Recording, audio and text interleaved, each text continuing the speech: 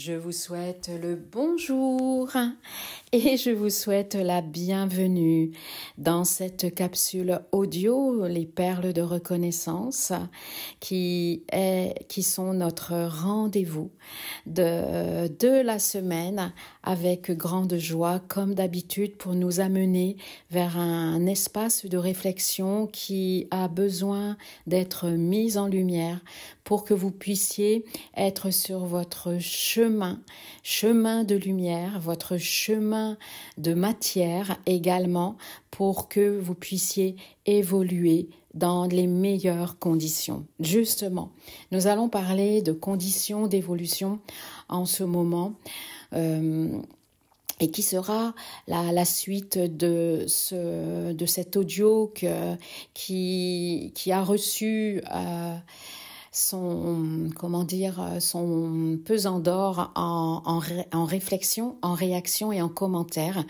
c'est-à-dire celui des peurs. Et c'est forcément une continuité. À chaque fois, il y a une continuité, il y a un fil conducteur par rapport à ce qui m'est demandé de transmettre. Et effectivement, toutes ces peurs dont on a parlé et qui forcément vous ont amené à cette introspection, à cette intériorité, et plus on travaille à l'intérieur de nous, et bien plus on va redécouvrir de nouvelles lueurs en nous, comme retrouver une joie, retrouver la foi, la confiance et une plus grande présence, conscience de soi. Mais pour cela, il faut aller défoncer des portes, si je puis dire, des portes secrètes qui enferment des vieux secrets, qui renferment des espaces, des chambres secrètes.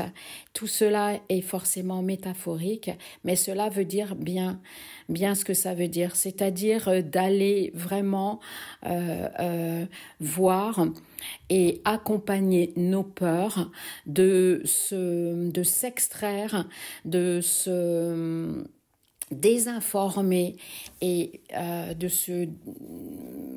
ne plus se reparamétrer en nous, dans notre psyché. Donc voir nos peurs, de les regarder évidemment avec sagesse, avec amour, avec humilité aussi, surtout humilité, nous permet de vivre cette période de transition, de mutation si importante sur le plan collectif, planétaire et sur le plan individuel.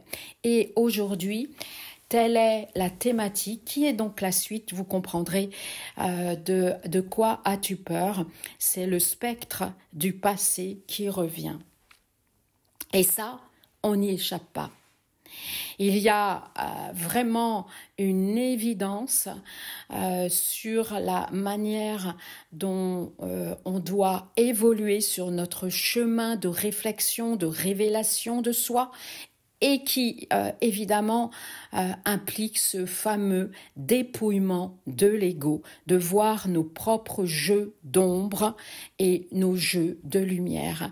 Nos jeux d'ombre, c'est uniquement basé, c'est cette construction mentale, notre identité matricielle, notre ego qui s'est construit, qui s'est bâti uniquement sur des échafaudages en fonction de notre histoire, de notre vécu, de notre famille et de nos ancêtres. Et en général, c'est en lien avec nos peurs, les peurs de ne pas être, d'être, les peurs de faire, les peurs de ne pas faire, et en même temps, derrière le miroir, il y a la foi, la confiance, le courage. Donc on est ballotté.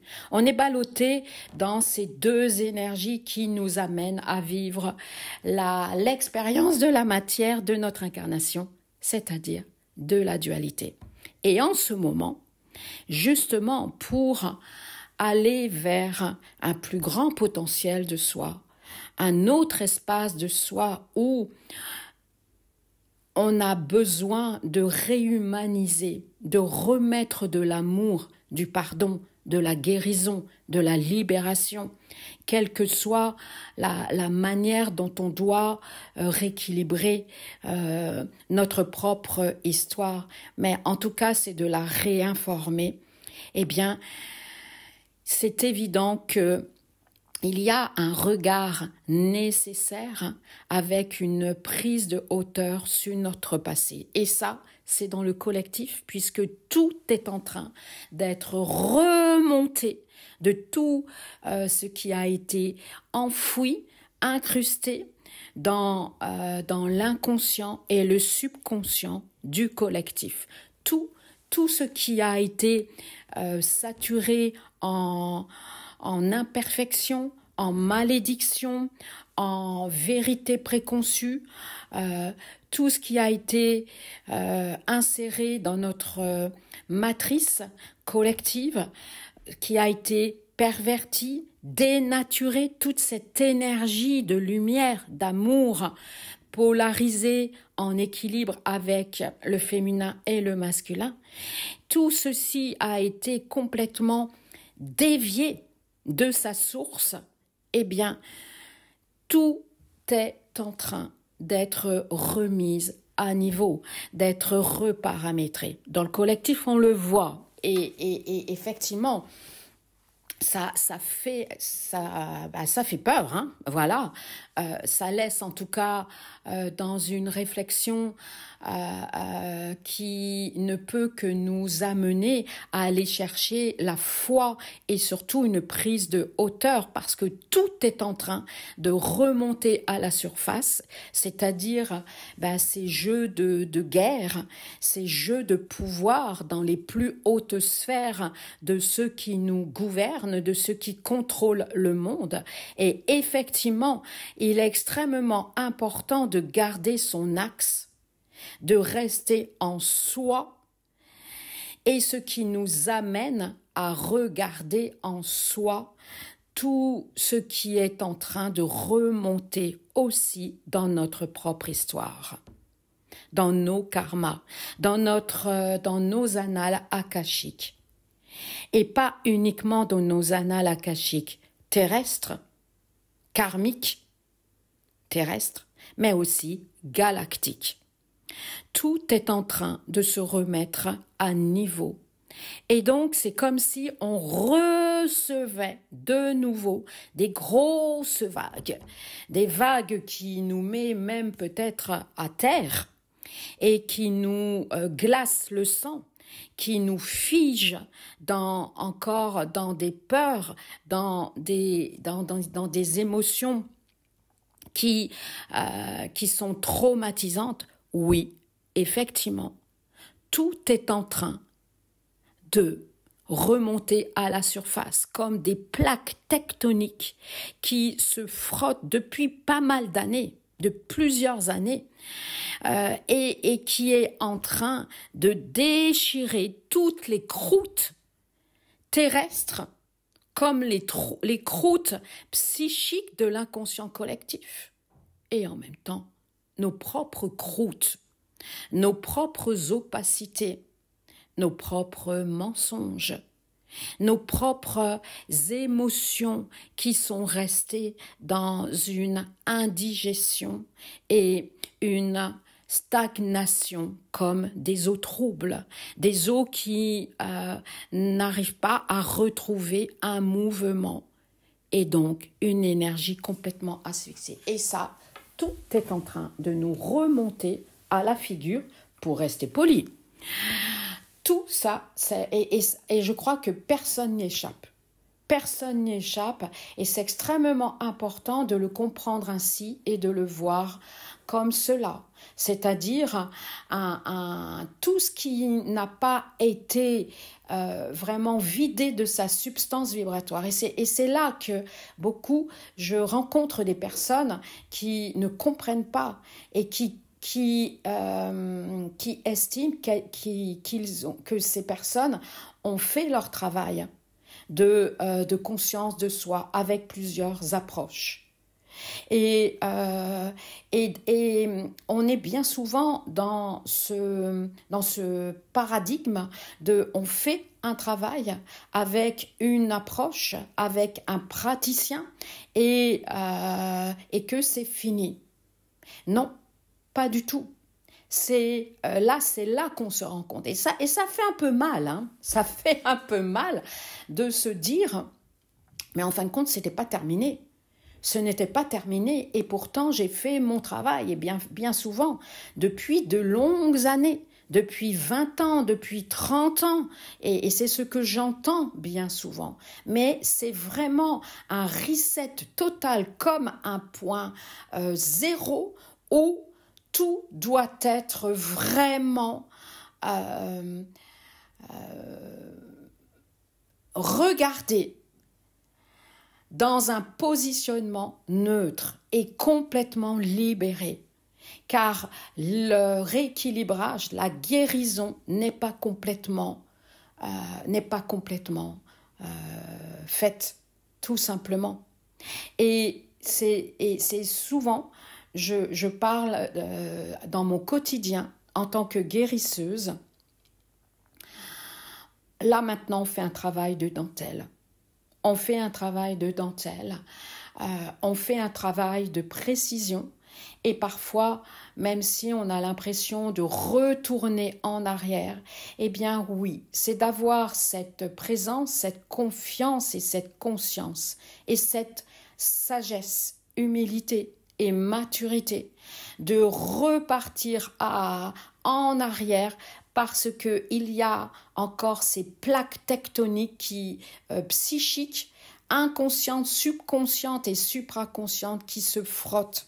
Il y a encore de vieux spectres, de vieilles mémoires fantômes, moi je les appelle des mémoires fantômes, où, eh bien, ça remonte à la surface comme des vieux secrets qu'on n'a pas vraiment vus ou qu'on n'a pas eu vraiment le courage de vider comme comme une pièce, comme un grenier, comme une cave où effectivement on a fait du rangement, on a fait du ménage, mais on l'a pas complètement terminé.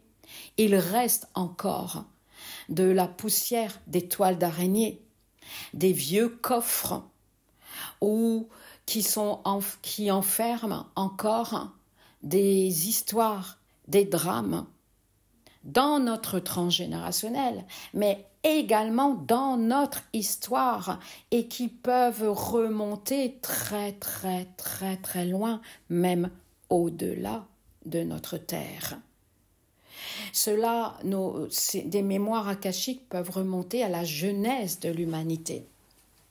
Et nous en avons tous parce que nous faisons partie de ce tissage, de ce treillis de la conscience collective, de l'histoire de l'humanité. Et quelque part, nous travaillons de plus en plus dans la profondeur de notre propre histoire pour la conscience collective, pour l'humanité entière, puisque par caisse de résonance, tout ce travail qu'on avait l'impression d'avoir déjà fait, eh bien, a encore cette nécessité d'aller vraiment au fond de la cuve et aussi de se rendre compte qu'on continue à s'identifier à notre passé. Et tant qu'on s'identifiera encore à notre passé, c'est-à-dire qu'on s'appuiera encore sur nos constructions mentales. Je sais de quoi je parle, hein. Je m'en suis rendu compte depuis quelques mois, parce que moi aussi j'y passe, hein, bien entendu. Il n'y a aucune raison, personne n'y échappe, hein. Personne n'y échappe, hein. Et les personnes qui croient qu'ils sont atteints à un niveau d'expansion de conscience, je suis désolée de le dire, c'est une illusion parce que rien n'est fini. Pourquoi rien n'est fini d'après vous? Parce que nous sommes des êtres infinis. Et nous sommes dans la densité de la matière afin d'y imprégner notre lumière que l'on peut incarner avec nos valeurs et surtout de revenir au sens premier, au principe premier de la vie, c'est-à-dire l'amour, le respect de tout ce qui peut exister dans la matière, quelles que soient nos différences, mais d'accepter, d'intégrer que tout existe dans les panels infinis de la création. Ce qui nous amène à ne pas forcément à y adhérer, mais de l'accepter. Ça, c'est extrêmement important. Et ce n'est pas aller dans une résignation, pas du tout. Donc, tout ce qui est en train de remonter à la surface, et parce que ça n'a jamais été complètement assumé, ça a toujours été ignoré. On le voit bien dans le collectif. On le sait très bien comment est notre matrice uniquement sur la matérialité, la soif de pouvoir, la soif de l'argent, d'avoir du pouvoir sur l'autre. On est dans ce paradigme de dominer-dominant. Et tant qu'on y adhère, tant qu'on n'est pas allé chercher dans nos propres caves, eh bien, nous pourrons faire toutes les méditations du monde entier, nous serons toujours dans l'illusion.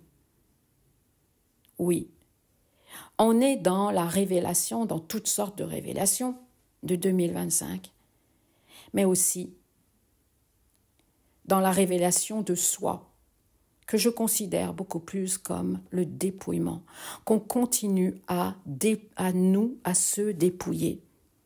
Et surtout, dans cette accélération de cette alchimie où on passe par toutes les couleurs, on passe vraiment par toutes les couleurs, où notre corps physiologique, comme tous nos corps subtils, eh bien, se réhabilitent leur plein pouvoir. Et c'est pour ça que il y a des retours de bâton. Et c'est pour cela qu'il y a notre puissance en tant que créateur, où on crée tout de suite, là, maintenant, ce que l'on pense. D'où cette nécessité de prendre encore plus conscience de notre responsabilité. Et c'est là que notre passé remonte à la surface, parce qu'il n'a pas été complètement regardé sur toutes les coutures à 360 degrés.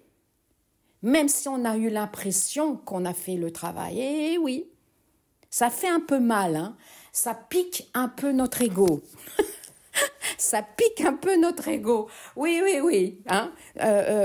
Soyons francs et soyons dans la légèreté et quelque part dans la dédramatisation et un petit peu dans l'autodérision. Ça, c'est mon fort. Hein.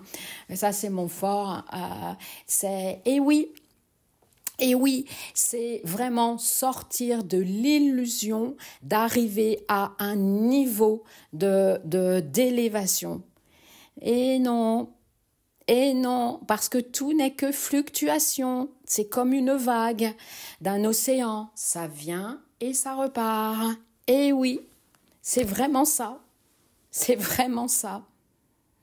Ça s'en va et ça revient. Vous voyez là, la chanson. Il faut en rire.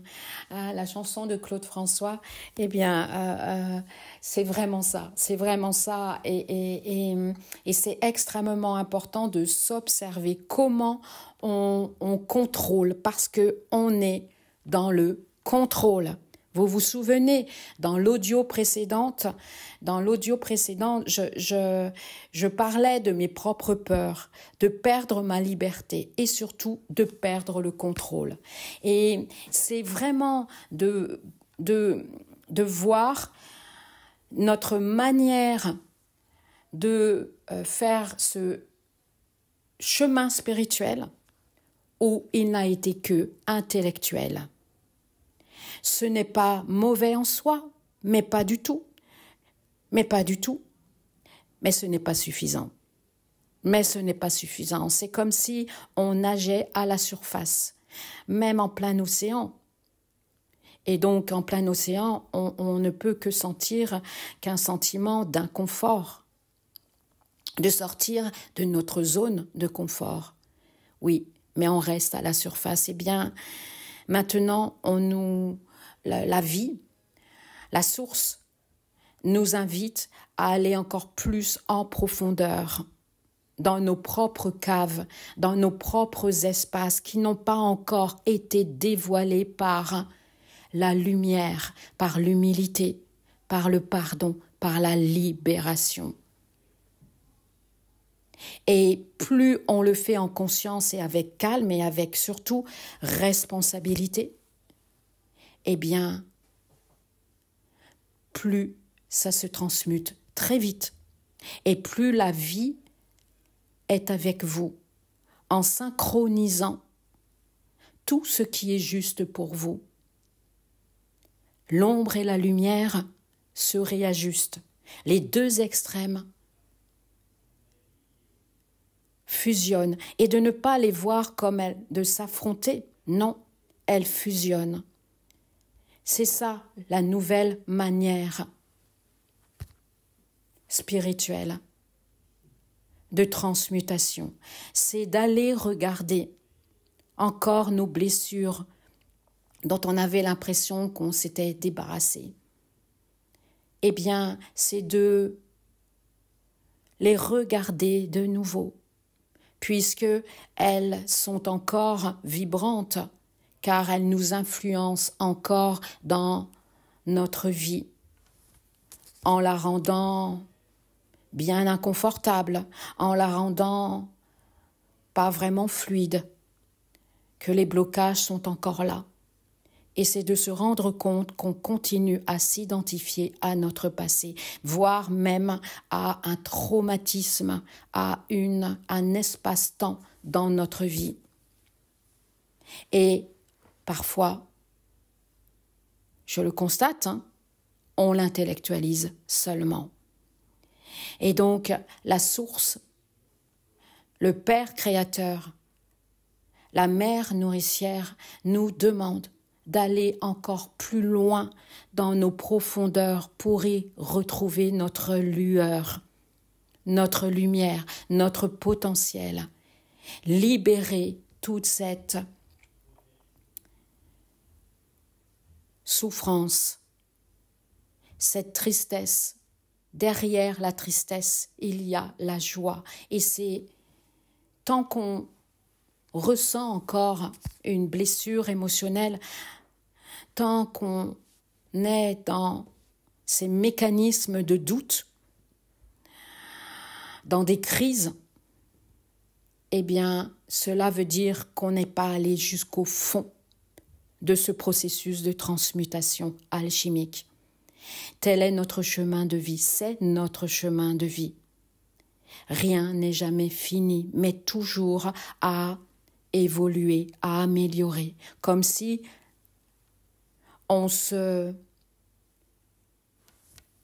inconsciemment, on se projette dans le dernier souffle, comme si notre vie sera finie. Et donc, on considère que on se projette dans quelque chose qui va être fini. Rien n'est jamais fini, mais tout est toujours à embellir, à illuminer, à réharmoniser. Je vous invite justement à vous connecter à l'infini du souffle divin qui vous traverse, dans un inspire, dans un expire, en confiance, en conscience, où vous respirez à plein ventre ou à plein poumon. par les narines et vous expirez en douceur par la bouche. Vous inspirez de nouveau en observant le rythme que vous imposez à votre inspire, en observant le blocage où là vous ne pouvez plus inspirer, où vous avez une sensation d'étouffement, d'interdiction. Petit à petit, vous poussez encore un peu plus loin, en douceur l'inspire. Vous reprenez votre souffle et là vous expirez. Et plus vous allez observer les blocages qui se sont imposés à votre respiration automatique, eh bien c'est là que vous vous rendez compte qu'il y a encore de la non-autorisation d'être libre, qu'il y a encore des interdits intérieurs. Recevez le souffle de vie à travers un inspire de reconnexion à vous-même, comme si vous ouvriez une porte, peut-être avec appréhension, vers une pièce dans laquelle vous n'êtes jamais retourné ou peut-être que vous n'êtes jamais allé. Une pièce interdite où il y a des secrets familiaux, des sentiments de honte, de grosse culpabilité, des sentiments d'impuissance, un cri étouffé, un sentiment de colère envers Dieu. Et c'est de pousser la porte tout doucement à travers l'inspire et d'expirer en continuant à pousser la porte vers cet espace dans lequel vous allez rentrer, un espace psychique, émotionnel qui n'a jamais vu encore la lumière du jour, la lumière de votre âme. Que tous ces spectres du passé, ces fantômes, reviennent à vous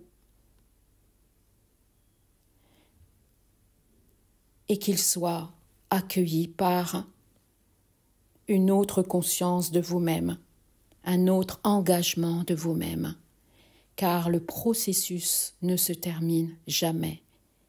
Mais plus vous avancez en conscience, en présence de ce qui doit être encore réharmonisé en vous, reformulé, remis en question, lâché complètement, plus vous aurez la maîtrise, plus vous allez retrouver une joie de vivre qui vous a été interdite, qui vous a été retirée systématiquement.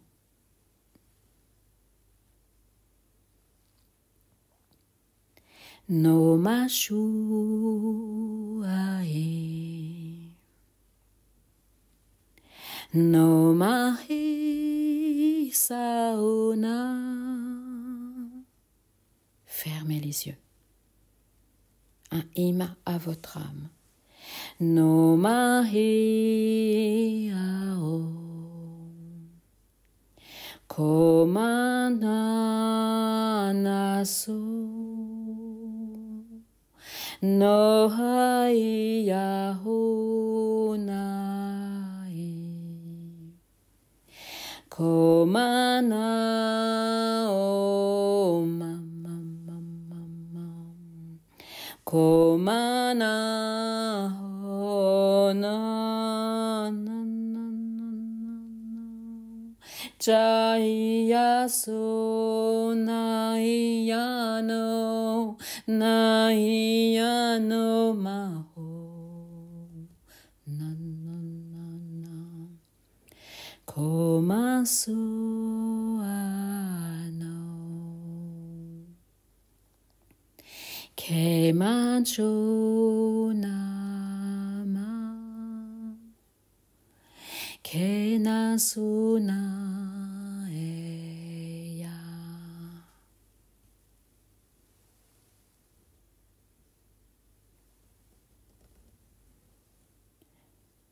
Libération de ce passé qui remonte à la surface, comme une odeur âpre, comme un relent d'égout. Que ton regard ne se détourne pas, que tes yeux de l'amour de ton cœur se posent avec un grand calme intérieur, de voir encore cette blessure, cette cicatrice qui est encore douloureuse, endolorie, et d'y déposer de la douceur, de la sagesse, de l'abandon. Abandonne-toi à ton passé, à tes blessures et à tes peurs. Cet espace de l'abondance s'ouvrira à toi. Un grand merci. Un grand merci de votre écoute et encore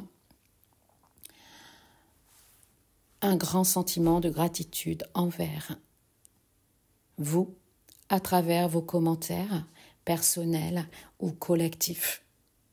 Je vous invite à me rejoindre encore et encore dans l'atelier holistique le dimanche, je ne sais plus, au mois de mars, le 23 il me semble, je ne sais plus. Et aussi, venez me rejoindre sur Telegram également, Ensoignement by Marilyn. Je suis beaucoup plus active maintenant et je vais être une professionnelle des réseaux sociaux. Je me moque de moi-même. Je me moque de moi-même, mais ça y est, je me suis réveillée et là j'ai dépassé justement de vieux spectres de peur, de légitimité et je vais y aller à fond, les ballons, voilà. Et j'espère que je vais pas trop vous encombrer, mais bon, en plus j'adore ça de transmettre. Utilisons ce monde des algorithmes pour justement y déposer de la lumière. Voilà, tout simplement, avec des très très beaux messages de bienveillance, de communion et d'éveil et de réveil. On se dit à super bientôt. Un grand merci. Bisous.